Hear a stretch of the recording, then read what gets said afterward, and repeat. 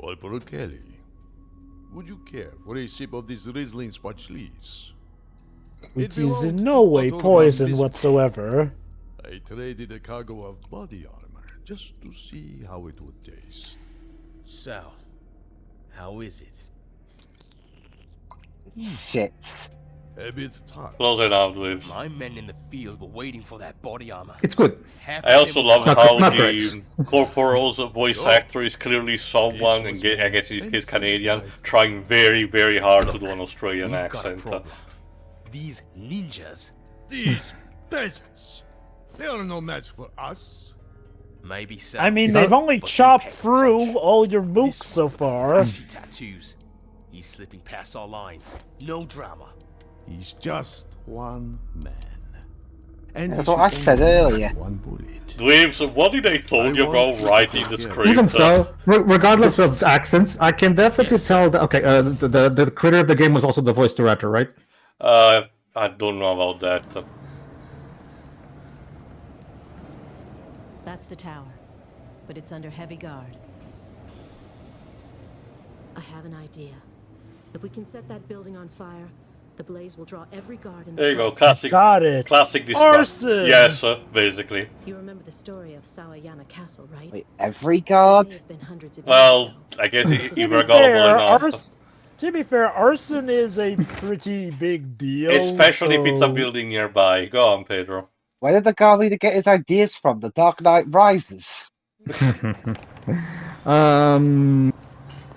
Yeah, no, I can definitely get a shit ton of early to mid 2000s cartoons vibe from these cutscenes. I can definitely tell that this guy probably wanted to go for that specific style. I like it. Anyway, new tool, specifically an attack tool, the spike mines. Like I said in the previous part, Jova, you can kill the enemies in more indirect ways, but with very limited resources. Specifically with these are literally called spike mines, and are basically there to function as traps. You know, you throw them on the ground, and then he steps on them and gets automatically impaled. A bit, think of that like one of the fatalities from Sector in Mortal Kombat. It's kind of like that, you know, and that can terrify an enemy. The side effect of this is that the traps are not really silent when you actually dump them, you know, so you have to be very careful or wait until an upgrade is available that removes the sound effect when he actually drop on the ground. You'll be able to see them in action in this part, because if I recall correctly, one of the side objectives is to terrorize one of the guards with one of these. So. Did I hear something?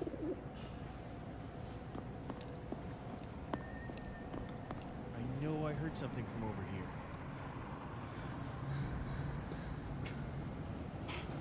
Probably Yoink. just the wind. Yes, so the wind of your death. No, yeah, it's probably It's the wind flowing through that hole in your neck. It's probably not the reason why protagonist doesn't use his one-liner. Anyway, new obstacle, motion detector. You'll be able to Actually, see. I've noticed that we appear to have a silent protagonist on our hands well, here. well, ninjas like, are supposed to be quiet, so them having one-liners to be a bit contradictory. There you I go. mean, other That's what I ninjas thought. have been speaking up. It's like, I've noticed specifically our protagonist seems to be of the silent Yeah, type. he doesn't really speak. But even so, the competition is not really, you know, that much different. You know, Strider, you know, adds some lines, but, you know, tends to be very quiet to himself, you know, only speaks rarely and when it's important to say something, you know. His best catchphrase is mission accomplished when it's over, so there's that. I don't even remember if Joe Musashi ever spoke in the old, you know, Shinobi games. Hotsuma, you know, actually is more talkative because the PS2 game was supposed to have a more, you know, more intense type of plot. Same goes for Hibana, the, you know, his successor for the game Nightshade. Yes, You know, Joe?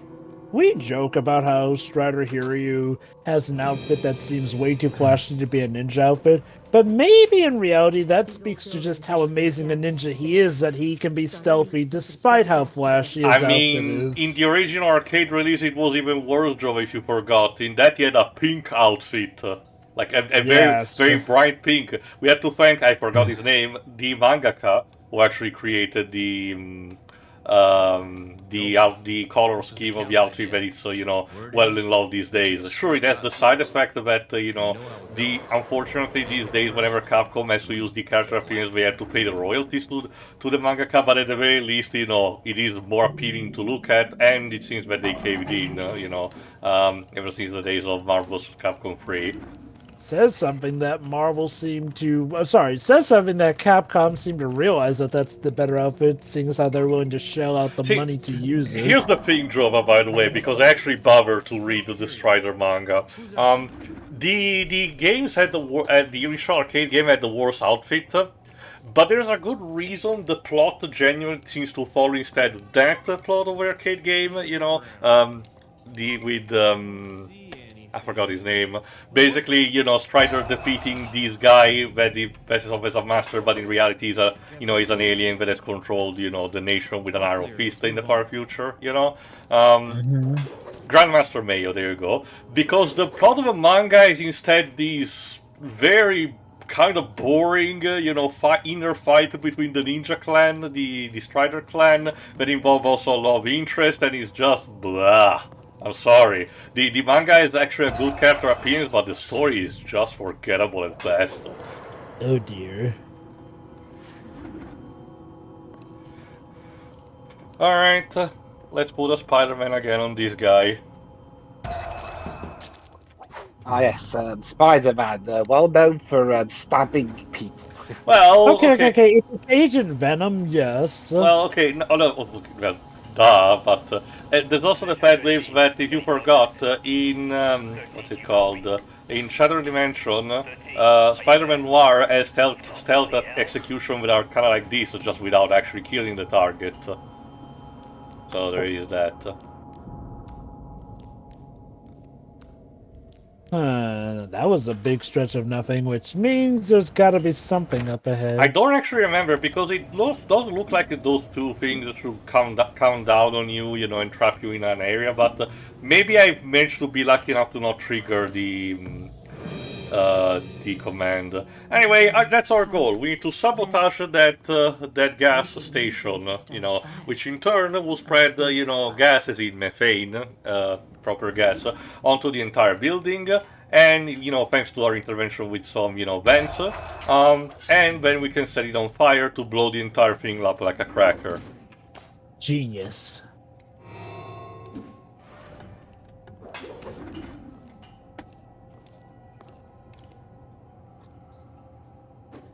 Nothing to see here. I can also imagine, why this is not really that much protected as a building, so... It's probably, well, for one thing, it's not their main building. Again, and they don't consider it too much of an importance, basically. That said, it going up in flames will still be enough to get them concerned. That said, I get the feeling we're going to need to make a hasty exit after we sabotage this thing. Well, for the gas, no, because we need to just deal with events. Thankfully, our character doesn't seem to be particularly influenced by breathing in the methane if he stands nearby, so good on that. Perhaps it's one of the wonders of the magical tattoo. I can tell you that no, because later scenarios will have actual poison gas that you need to not breathe in unless you die, so... Ah. Okay, then. I don't know what to tell you. Now, here's the cool thing. For the purpose of the level, again, this is structured entirely in this building. The purpose of the level, you need to open 3 vents, but there are actually 6 in total. If you want, it's one of the side objectives, is to actually open all 6 vents, which basically will generate a bigger explosion. The cutscene will not really change. And if I recall correctly, not everything will change, but it will actually, as you progress further, terrorize a bit more the enemies that are in the area, because they start, feeling in the fact that there is more methane gas going around in the building.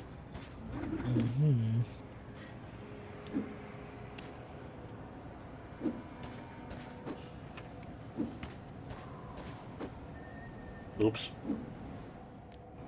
And again, because this is rough, because this is basically, you know, a vertical type of level. This is all set in this one building, you know. Not only this is a level considerably shorter compared to the previous one, but you can tackle the rooms in roughly the order that you prefer. It's not technically on a Metroidvania level, but again, it's still a degree of freedom.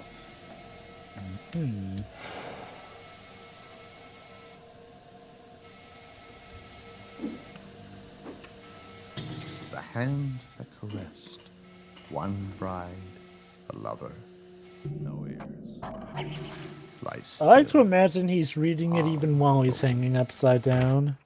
I mean, you know, I'm pretty sure, considering the high mobility of a movement, I'm pretty sure you can do it at any, you know, angulation.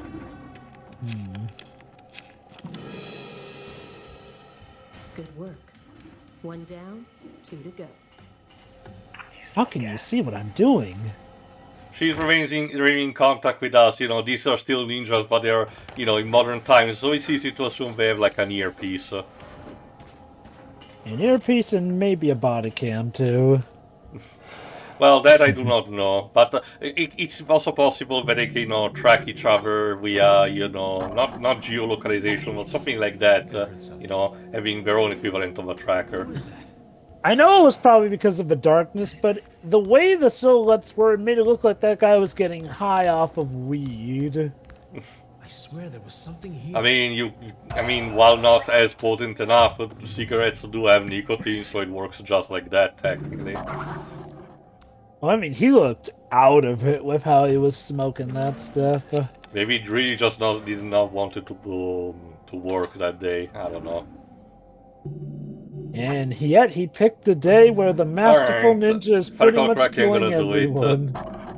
First I lay the trap, then hide here. Then I lure one by destroying this light. Was that a noise? I heard something. And then activate the bomb. No, it just does it automatically and it terrorizes the Oh. other guard. You Wow, think that thing really you'd think just outright kill him. you'd think that it would be like, say, you know, a bear trap that just immobilizes the enemy temporarily or something and incapacitates them. No, it just insta-kills them. So... I'm guessing the trade-off is that you don't get as much points if you use that. Oh no, it's the trade-off is that you can only carry 2 at a time, and I did not speak, I don't talk about this.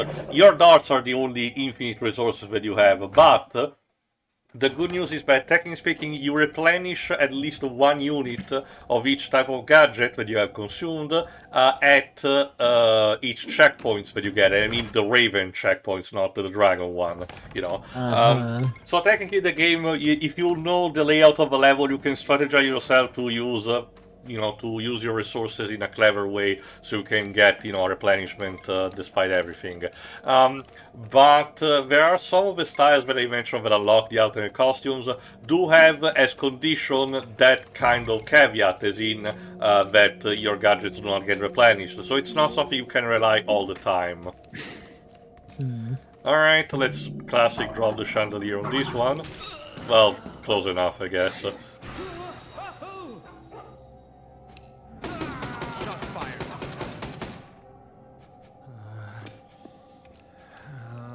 What is this guy? What the hell is this guy? Yeah, if I recall correctly, I'm gonna completely ignore the rest of his room because, you know, doesn't matter. And with them being terrified, you know, that might just be more trouble than it's worth.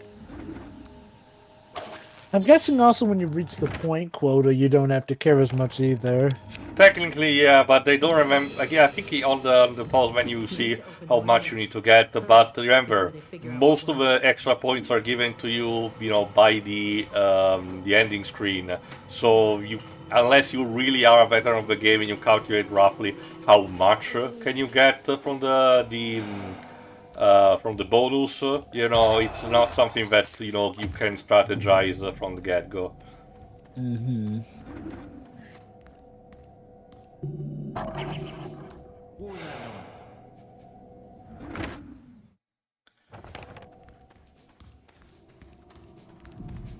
noise? The game also marks the Alright, let's deal with this guy first. There we go. The game marks also on your actual in-game map the objectives technically, but it doesn't automatically fill in the map. So for the actual layout of the level, you still need to find out on yourself, you know, how the rooms are composed. It can tell you whether there's an X, you know, roughly in, you know, up from your position, but you don't really know how can you get there until, you know, you reach a proper level of the layout. Like say, if there are vents, if the room is big or small, if there's someone inside or not, so on and so forth. So you have a general idea where you're supposed to go, but not what you're gonna get.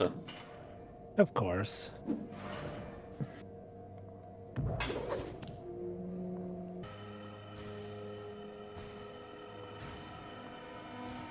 There's on waiting because these two guys are arriving. One of my side objectives is to kill 2 people with a chandelier at the same time, so there you go. Beautiful. And that guy over there is none the wiser, despite that clearly a loud sound. Oh, but it did when I actually destroy his source of light. Okay, sure. Yeah, I think I'm starting to see where the priorities lie.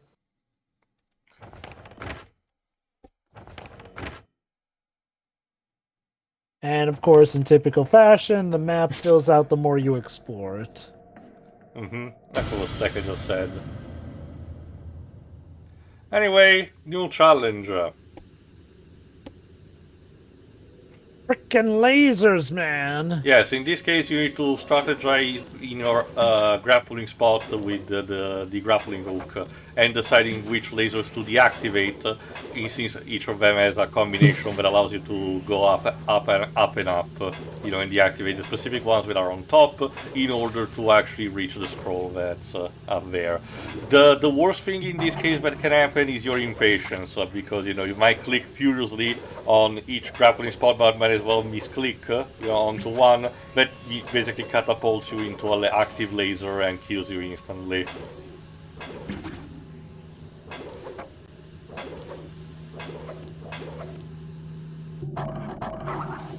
Destroying the lights here does nothing, but I'm basically just so used at this point that might as well.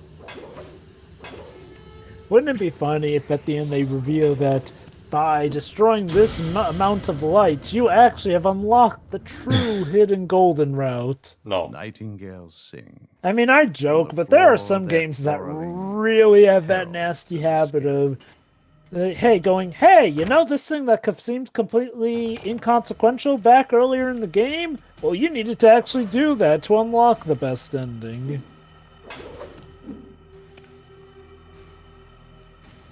Yeah, I was wondering if I wanted to kill that guy too, but then I was like, nah. I love how we last saw him coming down, but I guess this implies that he either didn't come down all the way, or he didn't give 2 hoots, or he just can't see. Me cleverly, you know, going through the challenge, made sure that, you know, he basically reset his position, did not notice the bodies. Yeah, I figured that was the case. It's just, you know, funny. Out of context, it makes him seem incompetent. You know, they could have made an animation where you stab that guy in the ass, given how he was positioned. Oh well. God forbid that they actually did that.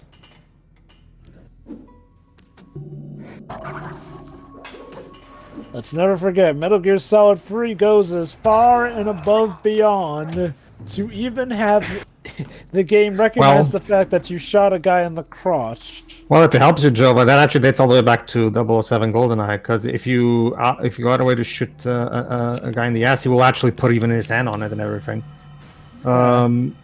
Cute. They actually kept that in the recent RoboCop game, actually, you know, the actual crotch shot, because it was a thing also in the movie.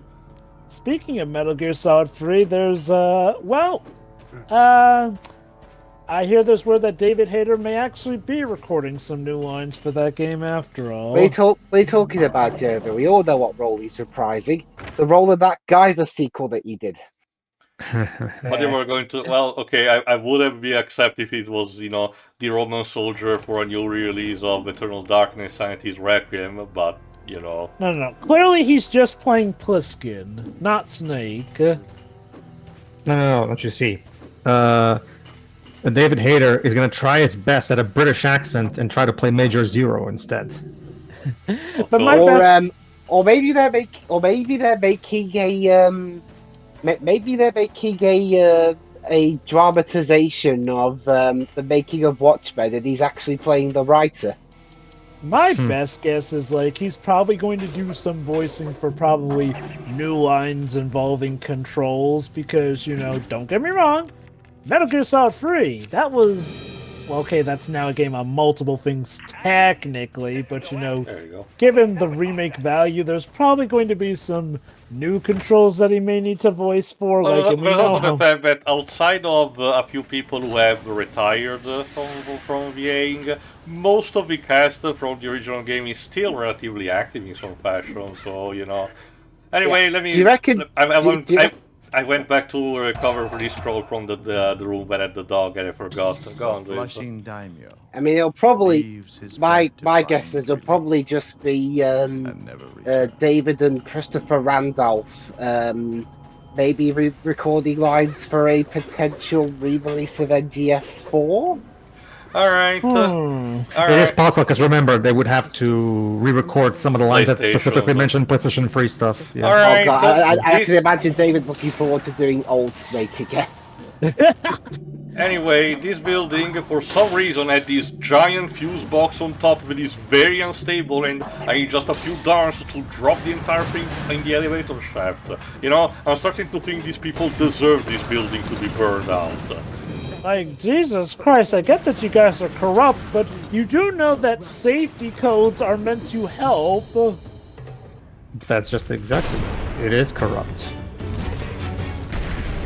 Yeah, but you shouldn't For be so reference, dedicated to being corrupt that, you know, you make your buildings that vulnerable. For reference, we don't really say which city this is supposed to be. For all we know, it's completely fictional, you know? So, there's that. Anyway, tune in for the next part where we find out if the distraction worked enough. See ya. Alright. Yeah. So, yeah.